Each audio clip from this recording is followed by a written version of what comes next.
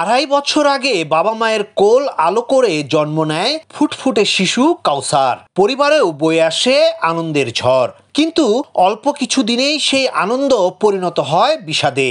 জন্মের 7 দিনের মাথায় কাউসারের পেট অস্বাভাবিকভাবে ফুলে ওঠে।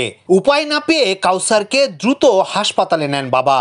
চিকিৎসকরা জানান, জন্ম থেকেই মলদ্বার নেই কাউসারের। তাকে বাঁচাতে কৃত্রিম মলদ্বার স্থাপনের পরামর্শ দেন তারা। এখন একমাত্র আদরের বুকের ধনের এই কষ্ট সহ্য করতে পারছে না অসহায় বাবা মা।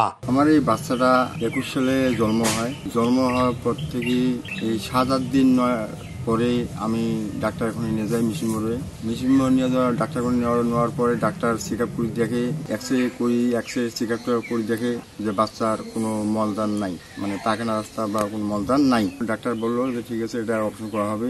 অপারেশন করতে আমার প্রচুর টাকা গেছে। আমার ছোটোখাটো একটা ব্যবসা ছিল, ফলের ব্যবসা।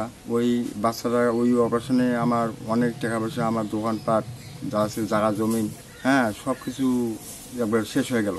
একমাত্র কলিজার ধনের চিকিৎসা ব্যয়বহুল হলেও চিকিৎসার কোনো কমতি রাখেননি লালমনিরহাট পৌরসভার তালুক খুঁটামারা গ্রামের দিনমজুর বাবা আব্দুস সাত্তার। নিজের যা ছিল সব বিক্রি করে দুবার অপারেশন করান সন্তানের।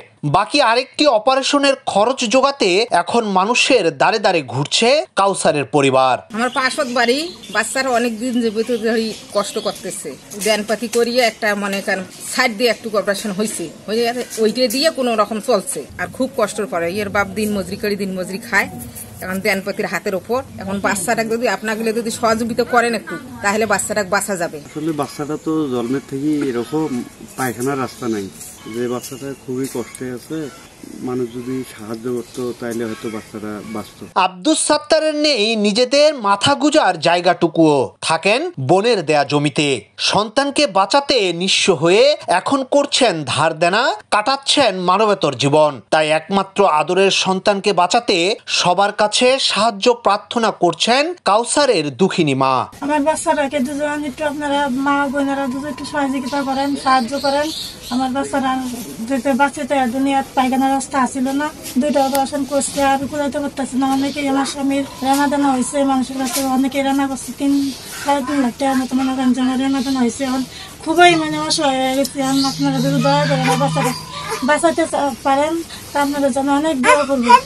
কাউসারের এমন দুর্বিষহ কষ্টে ব্যথিত স্থানীয়রাও। তারা মনে করেন, সমাজের বিত্তবানরা যদি এগিয়ে আসে তাহলেই সম্ভব কাউসারের উজ্জ্বল ভবিষ্যৎ নিশ্চিত করা। এইভাবে আমি আর কুলে দিতে পারতেছি না। আর এই বাচ্চাটা মনে করেন যে এখন যে আর একটা অপারেশন আছে, এই অপারেশনটার জন্য অনেক টাকা পয়সার দরকার, অনেক টাকা পয়সা লাগে। এখন এই টাকা পয়সা আমি কোথায় পাই?